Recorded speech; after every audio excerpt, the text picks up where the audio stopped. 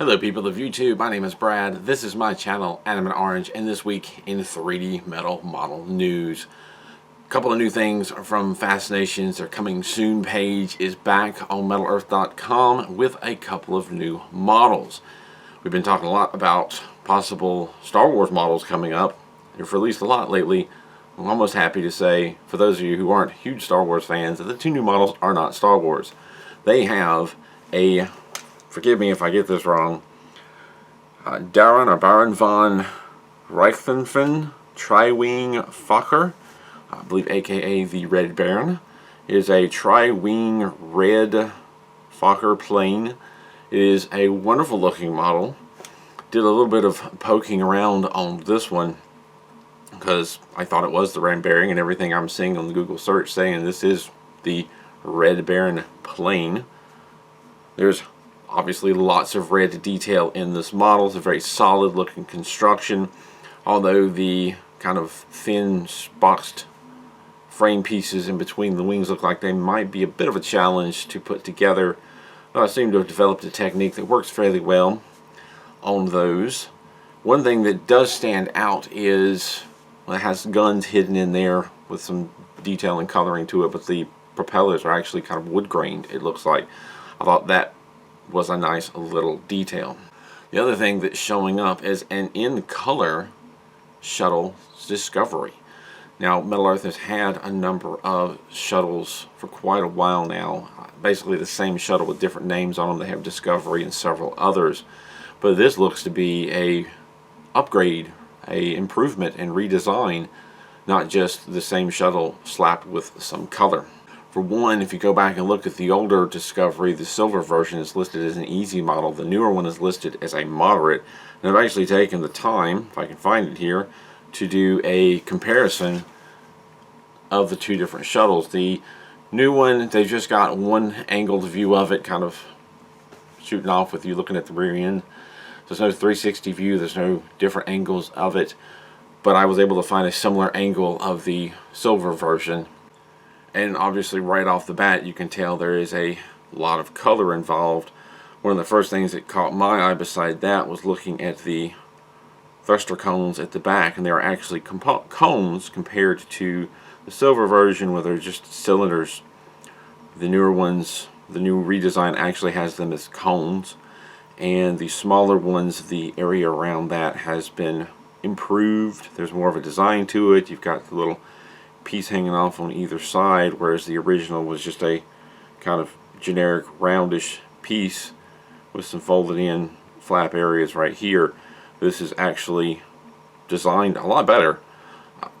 The tail fin here looks like it's a piece folded over and secured at the back, whereas the original looks like it's folded at the top and just kind of left open. So just right here in this area there's so much improvement. The body looks to be a little bit improved. The nose, it's kind of hard to see, but it looks like they've completely redesigned the nose, whereas over here it's like a piece that kind of folds and curves along the front with two side pieces. This looks like maybe one solid piece that you have to curve around in shape. I can't really see, but definitely an improvement over just the silver version. Whether or not they're going to release all of them in color, I kind of doubt it, honestly, probably just to discover. This is kind of the reverse of what they've done with the butterflies. Then the butterflies, they came out with a bunch of different colors, and now they seem to be narrowing it down to just one. Whereas the shuttles, they came out with all in silver with a bunch of different names, and now they're narrowing it down to one color. Kind of interesting how that happened. I would also like to point out that in my speculation 2 or 3 months back about where they were going, I had mentioned it's been a while since they've come out with anything as far as planes, but they're not really dumping that many planes. A couple here and there, simpler models. So it really makes me wonder, they have a huge list of aircraft. Are they getting ready to add more? One of the things that I was noticing is they were keeping the plane lineup. You know, Metal Earth had dropped a lot of different models, a lot of different like Legends models and stuff, and put them in the retired list, but the planes, they've always kind of come out with new planes slowly over time, and here we go. A new plane and a new shuttle. So planes and spacecraft seem to be an ongoing theme. Very excited about these two. They look wonderful, and they look like they would be a lot of fun to build and add to your collection. One other thing that I want to talk about, since we're talking about Metal Earth, there was a comment, I believe it was in Metal Earth subreddit. Somebody posted a really nice picture, and I suggested that that individual save that picture for Metal Earth photo contests that they occasionally do, and kind of realized that I hadn't made any comments about that in my 3D Metal Model News video, so I want to bring that up. It's been a little while since I've mentioned it. For a while there, when I was doing these news videos, the release of Metal Earth's newsletter would often coincide with me doing this video, and so I would talk about the newsletter. And it got to where they didn't always coincide. They'd come out later the day or the next day, and I would forget about them by the next Friday, or whatever deadline was in them to turn in models or turn in pictures would already passed, and why talk about it in the next video when it's already passed. So I wanted to bring that up. If you don't know, Metal Earth does a monthly newsletter, and in that monthly newsletter they frequently offer some sort of photo contest, creative photo contests. And whenever I see somebody put out a really nice picture, I'll usually say, either whether it's on Metal Earth subreddit or Instagram or Facebook, I'll say, hey, you should save that picture and enter it in the contest because you might be able to get some free models. And I think Metal Earth really enjoys doing these contests and see the creative things that people come up with. So I wanted to bring it up in this video. That is a thing. If you didn't know, I've noticed an increase in subscribers and new people following these videos. So for the new people, if you didn't already know, Metal Earth does a newsletter. It's a monthly newsletter. To sign up for it, just go to metalearth.com, scroll all the way down to the bottom of the page, at the bottom right, underneath where it says get the latest Metal Earth news, type in your email, hit the subscribe button, and you can start getting those newsletters. And when one comes out, they'll tell you what kind of contest it is. Got some creative photos, send it in to them, maybe get you some free models, or at least some recognition for your creative skills. Moving beyond fascinations, I don't see anything new coming from Peacecool. Browsing the internet in different places, especially AliExpress, I did notice on both Crazy Toys website, crazytoys.co.uk, and their AliExpress store, there was a new Micro World model. At least I think it's new. It can get a little bit confusing with all the different Chinese architecture buildings coming out, but I noticed today a yellow crane tower from Micro World. I do keep a catalog of notes from all the different 3D Metal Model News videos I do, and I did a word search and could not find a reference to the yellow crane before, so if I've talked about this, I apologize. But in the crazytoys.co.uk store, it was listed right up front as a new model. On their AliExpress store, it was a little bit buried. It's a yellow crane model from Micro World, stainless iron, or I believe stainless steel. Finished size is 16.5 by 16.5 by 18.5 centimeters. It's a colored model, 357 pieces, 5 sheets. Listed as 8 of 8 stars difficulty, around $48-ish on AliExpress. I will put links to both the crazytoys.co.uk or the AliExpress store if you're interested in that model.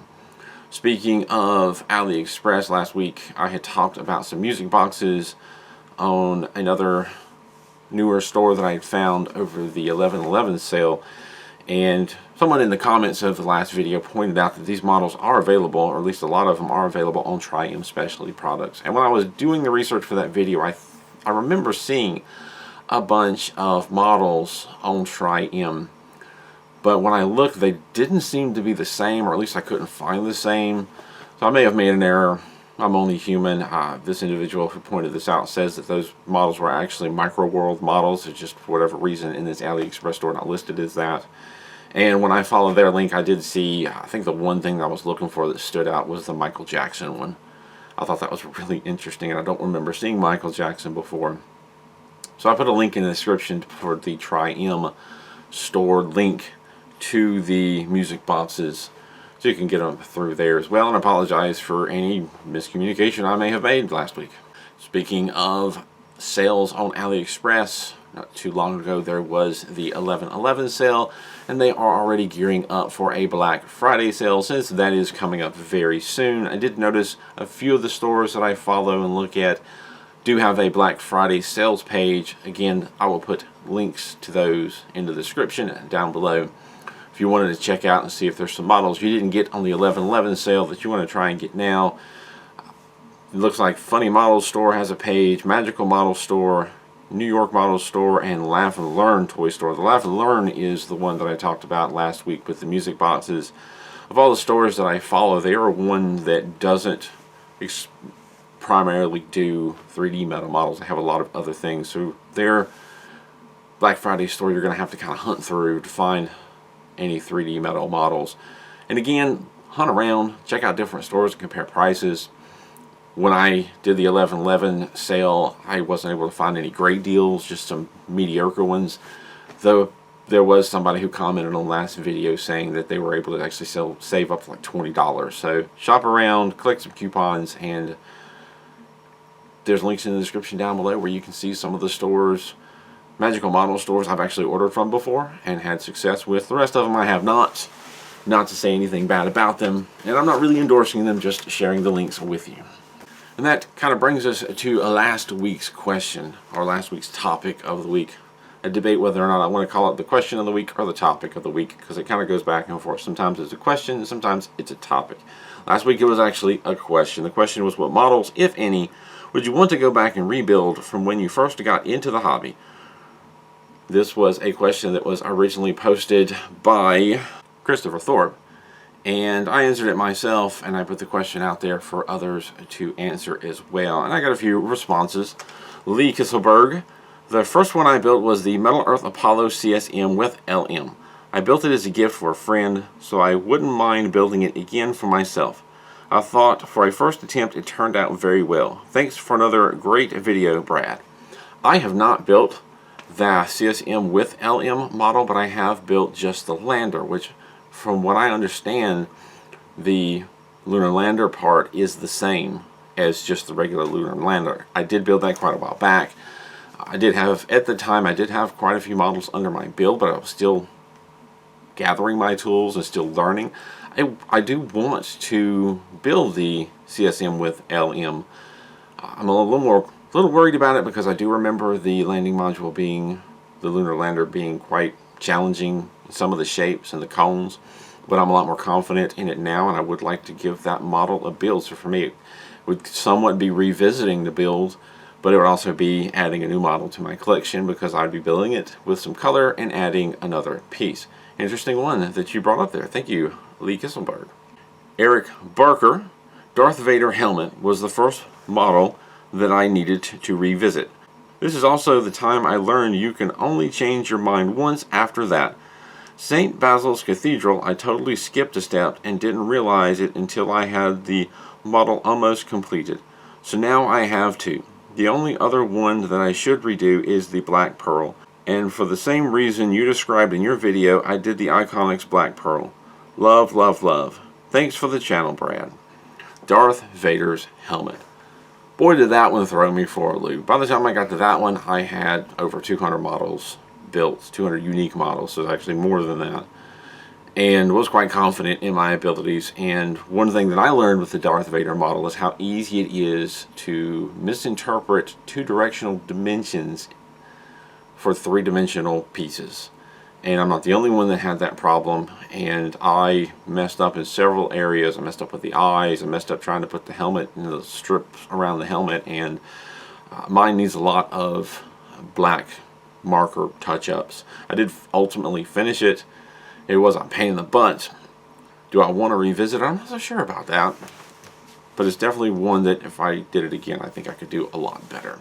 Richard Kroll: the model I would like to do again is the B-17 bomber. It was the first model I built, and I trashed parts of the fuselage and broke off the tail wheel.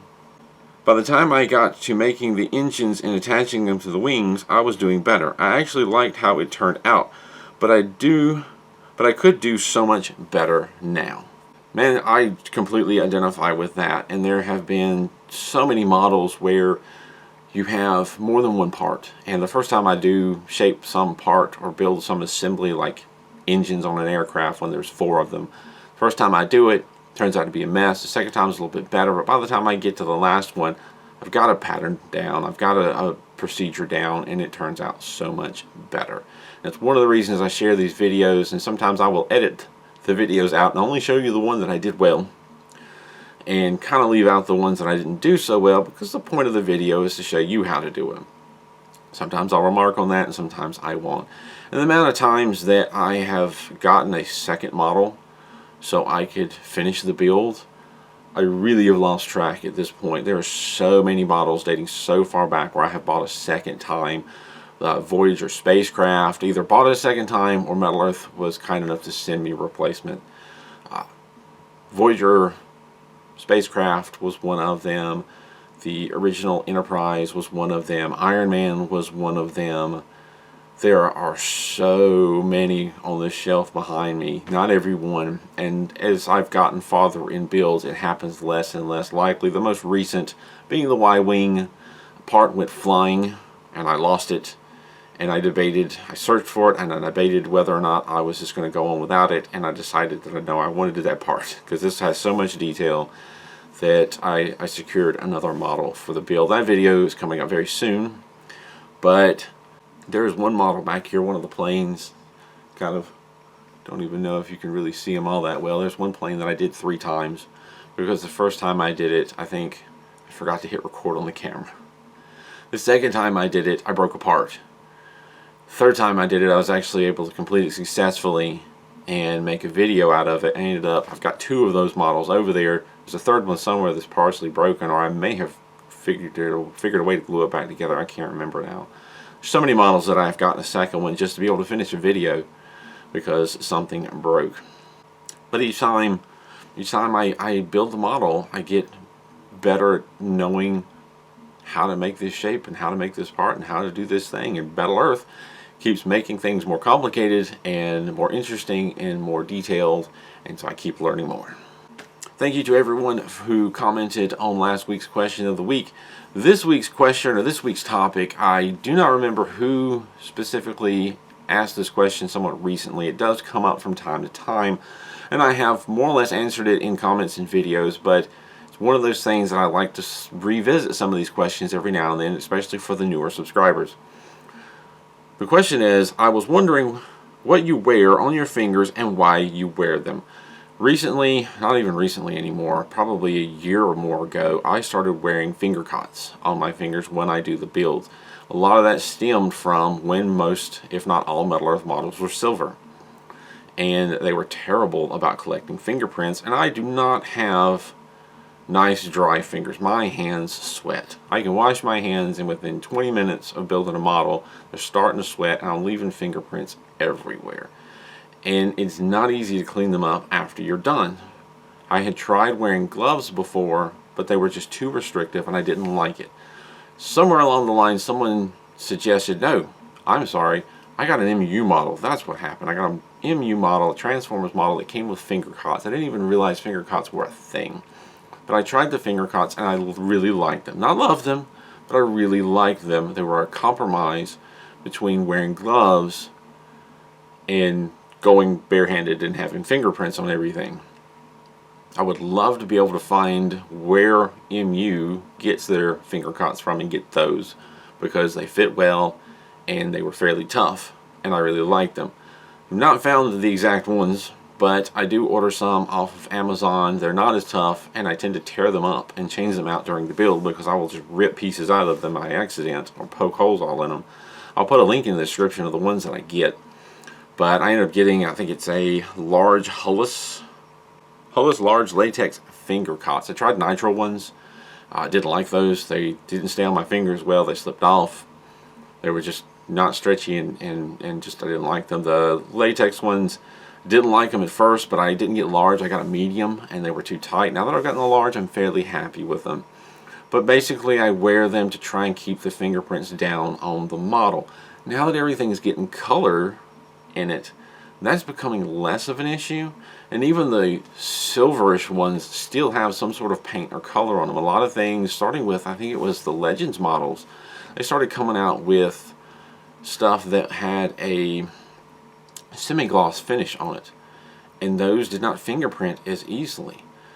So I could probably get by without using the finger cots more, but I still do it just to be safe because there's still silver parts here and there and I can still get fingerprints on things, and it's better if I wear them and I end up with a better result. Final result when the model is finished, they do get aggravating and they do get caught in tabs and tweezers sometimes, And there are times when I'm working with such a delicate little part or tiny part that they just have to go. And you will see me occasionally whip them off in a video and work barehanded, because that's the only way I'm going to successfully get these parts done. I think the biggest aggravation with them is they catch tabs, and sometimes I'll move my finger out of the way, which will catch a tab, and I will literally fling a part across the table. It's happened before. It's funny and annoying at the same time, but it's for the greater good of a better finished model. So I ask you, is there anything that you wear on your fingers, or what do you do to try and keep the fingerprints down on your builds? That's the question I should ask.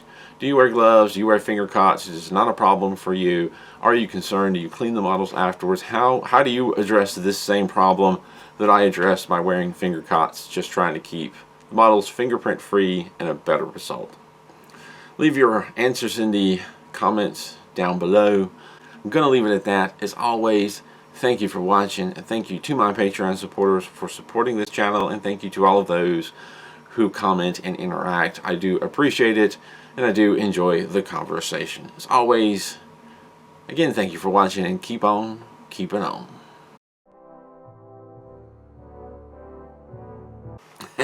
And wouldn't you know it, talked about the newsletter today, and as I'm working on this video, the newsletter for this month comes out. Is it this month or next month? I'm not exactly sure. It just says a sneak peek awaits you, and at the top of the email of the newsletter is a sneak peek of a P-40 Warhawk plane. So I just got through talking about how I was kind of hinting at there might be some more planes to come, and talking about 2 more planes that have just come out, and now they're sneak peeking a P-40 Warhawk model as well. And in that newsletter we have the Metal Earth Challenge. It's Metal Earth Free for All. Show us your Metal Earth spirit. 2 participants to send marketing at fascinations.com. Their creative Metal Earth entry could win a mystery bundle of models. Anything goes this challenge. Rules: creativity, creativity, creativity. Deadline December 5th, 2019. When submitting your entry, please include your full name and mailing address. Winners will have their image featured in the December newsletter, and it shows a few pictures from previous challenge winners, and one of them I actually recognize. Congratulations, Sarah Howard. I remember her posting some pictures of that creative K2. Looks like it's the stance where he's getting ready to destroy the panel to save his friends. There also was some creative photos of K2 wrapped in cloth and whatnot. And also congratulations to Donnie, Bay Connick Jr. for your creative photo of the Nautilus. Very cool. So they're running another Metal Earth Challenge. I will put a link to this in the description down below, so if you haven't subscribed already, you can see this challenge as well, and definitely subscribe for the future. And that's just incredible that email came out after recording about how the emails tend to be timed in such a way they don't come out in time for me to put it in video. So yeah, very cool. Thank you for watching, and keep on keeping on.